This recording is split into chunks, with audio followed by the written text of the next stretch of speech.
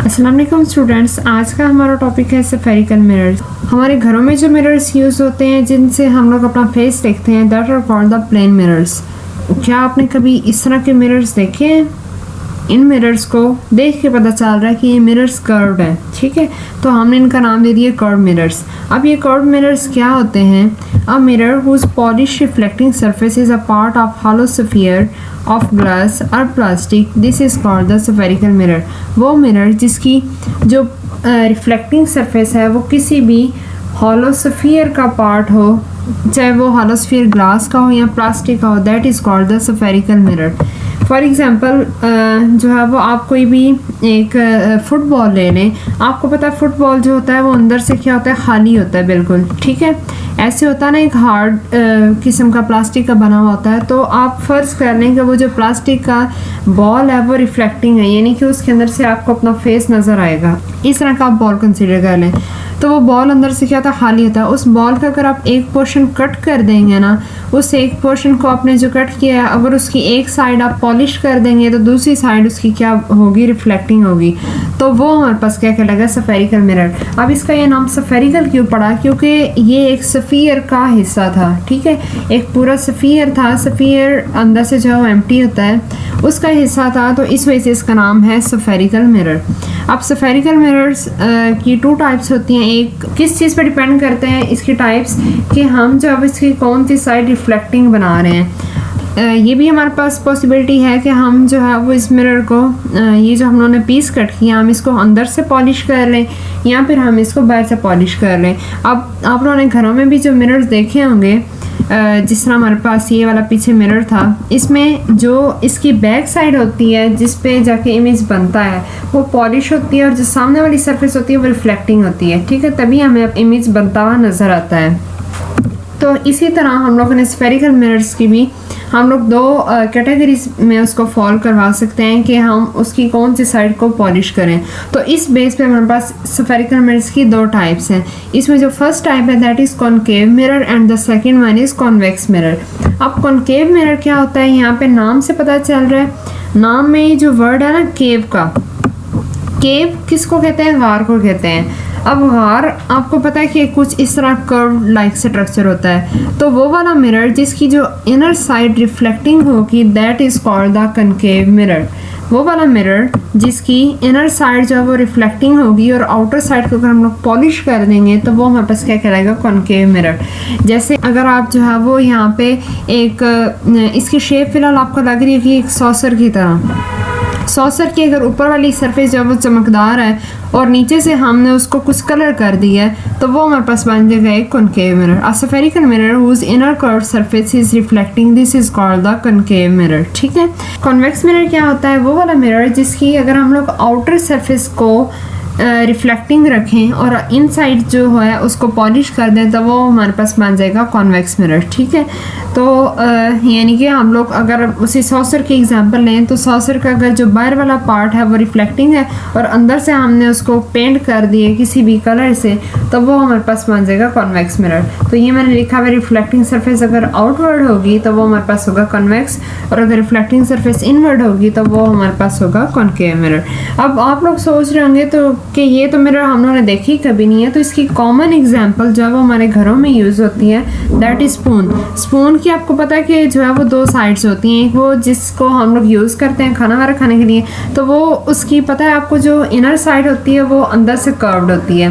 तो इन side curve को आप कह लें कि ये हमारे पास कॉनकेव मिरर है क्योंकि वो काफ़ी रिफ्लेक्टिंग होती है। और इसी तरह चम्मच को अगर आप उल्टा करें उसकी बैक साइड जो है वो कर्व्ड आउटवर्ड होगी तो वो हमारे पास बन जाएगा कॉन्वेक्स मिरर, ठीक है। इसकी फर्दर जो प्रॉपर्टीज़ को स्टडी करने से पहले हम कुछ जो टर्मिनोलॉजीज़ को डिस्कस करेंगे कि कौन कौन सी ऐसी टर्म्स हैं जिनको इसके साथ पढ़ना जो है वो ज़रूरी है। तो सबसे पहले हमारे पास टर्म आ जाती है दैट इज़ पोल।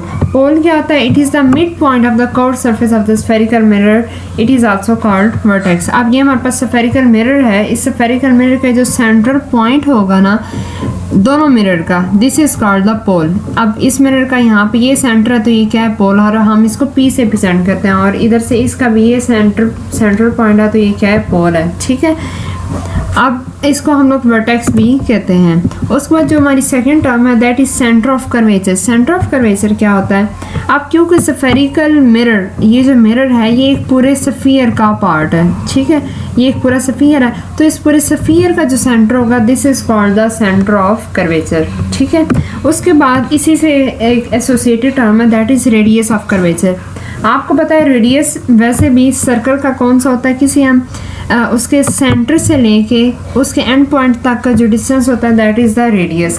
अब इस केस में भी क्या होगा, सेंटर ऑफ कर्वेचर से लेके पोल तक, यहाँ पे सेंटर ऑफ कर्वेचर से लेके किसी भी एंड तक का जो डिस्टेंस होगा मिरर पे, this is called the radius of curvature, ठीक है। उसके बाद प्रिंसिपल एक्सिस। प्रिंसिपल एक्सिस क्या है? It is the line joining centre of curvature and pole of the spherical mirror. वो लाइन जो कि सेंटर ऑफ कर्वेचर को और पोल को मिला रही है, this is called the principal axis, ठीक है, दोनों केसेस में। उसके बाद प्रिंसिपल फोकस, या फिर इसको फोकल पॉइंट भी कहा जाता है। बहुत स्टूडेंट्स इसमें कंफ्यूज हो जाते हैं कि ये शायद कोई दो अलग टर्म्स हैं, हालांकि दो अलग नहीं बल्कि ये एक ही टर्म है।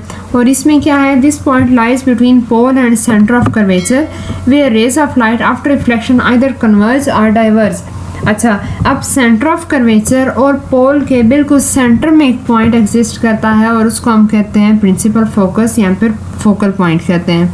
अब ये कौन सा पॉइंट है, यहाँ पे जब हमारे पास मिरर के ऊपर रेज ऑफ लाइट आके स्ट्राइक करेंगी तो आफ्टर रिफ्लेक्शन यहाँ से जब टकरा कर वापस जाएंगी तो ये इस पॉइंट पे यहाँ तो आके इकट्ठी हो जाएंगी या फिर इस पॉइंट से डाइवर्ज हो जाएंगी।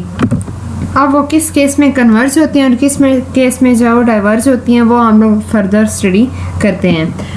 तो अब इसी बेस पे कि किस में ये कन्वर्ज हो रही हैं और किस में ये डाइवर्ज हो रही हैं, उसी पे ही हम लोगों ने नाम भी दे देना है मिरर को।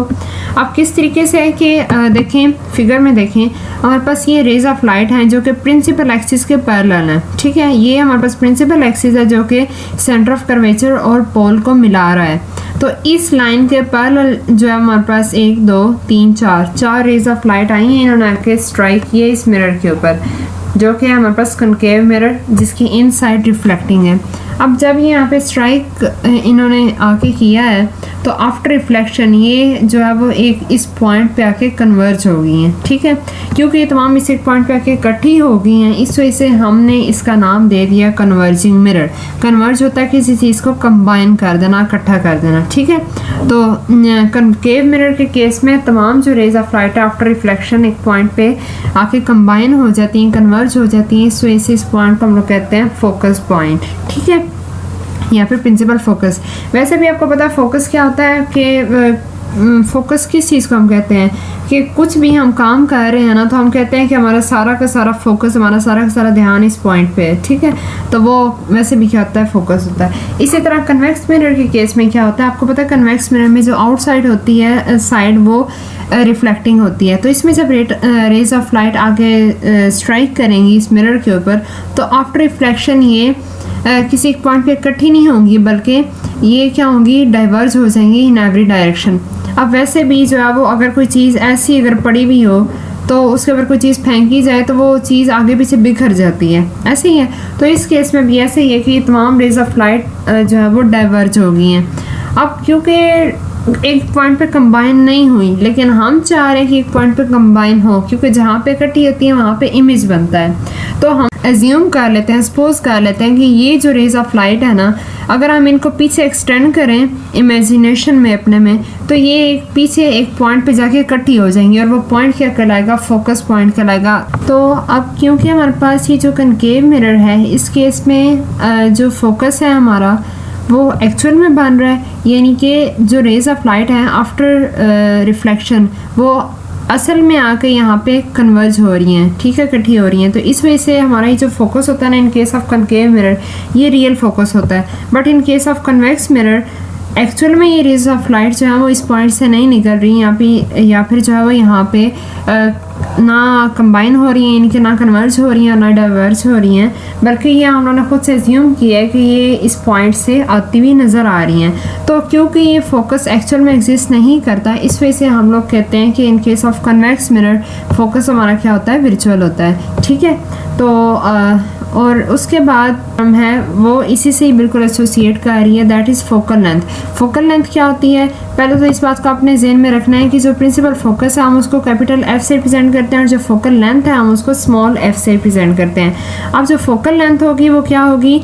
Distance between principal focus and the pole. ठीक है, ये जो डिस्टेंस होगा ना फोकस का और पोल का, this is called the focal length. और एक और बात आपने पीछे पढ़ा कि रेडियस ऑफ कर्वेचर क्या होता है? वो सेंटर ऑफ कर्वेचर से पोल तक का जो डिस्टेंस है that is called the radius of curvature. और उसके बाद हम लोगों ने फोकस की बात की कि फोकस बिल्कुल सेंटर ऑफ कर्वेचर और पोल के सेंटर में लाई कर रहा है। तो जो चीज़ सेंटर में, उसका मतलब ये कि इसने इस पूरी लाइन को हाफ कट कर दी है। ठीक है, तो जिस पॉइंट ने इस पूरी लाइन को हाफ कट कर दिए तो फिर इतना जो फासला होगा ये क्या होगा? इस पूरी लाइन का हाफ होगा। तो इसका मतलब ये कि यहाँ से लेके यहाँ तक का जो डिस्टेंस था वो रेडियस ऑफ कर्वेचर था। तो फोकल लेंथ क्या होगी? रेडियस ऑफ कर्वेचर का हाफ होगी। तो हम लोग इसको लिख सकते हैं F = R/2, यानी रेडियस ऑफ कर्वेचर का हाफ करेंगे तो हमारे पास क्या आ जाएगी? फोकल लेंथ आ जाएगी in case of concave mirror. तो सेम केस होगा कन्वेक्स मिरर के केस में भी। इसमें भी पोल से लेकर फोकस तक का जो लेंथ होगी, जो डिस्टेंस होगा, this is called the focal length. और ये था आज का लेक्चर।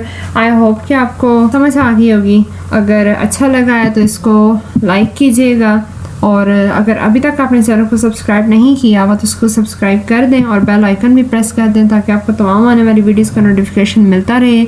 और कमेंट ज़रूर करके बताइएगा कि आपको कैसा लगा है, और अगर आप कुछ पूछना चाहते हैं तो आप जाओ ज़रूर पूछें, इंशाल्लाह आई विल रिप्लाई देयर।